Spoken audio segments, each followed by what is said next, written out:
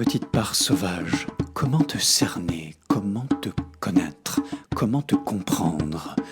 En utilisant un c'est ce que ou peut-être un c'est ce qui? Essayons. C'est ce que l'on cherche désespérément sans jamais le trouver. C'est ce qui ne peut être atteint de manière artificielle. C'est ce qui sommeille en chacun dès la naissance, depuis la nuit des temps.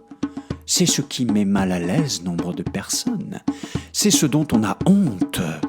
C'est ce qui reste caché. C'est ce que nous pensons être la clé du mystère de l'humain. C'est ce que nous voulons parfois sans pouvoir se l'expliquer. C'est ce vers quoi nous voudrions retourner. C'est ce qui demeure et se dévoile dans de brèves brèches. C'est ce qui fait qu'on n'est jamais seul. C'est ce qu'on aimerait retrouver après une longue journée à se recouvrir, à enfouir. C'est ce qu'on aime déterrer avec les mains, sans les gants. C'est ce qui nous pousse parfois comme ce qui fait lentement pousser les arbres. C'est ce dont on ne parle pas. C'est ce qui dérange.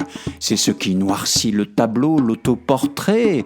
C'est ce qui anime, qui nourrit, qui met en mouvement. C'est ce qui nous échappe.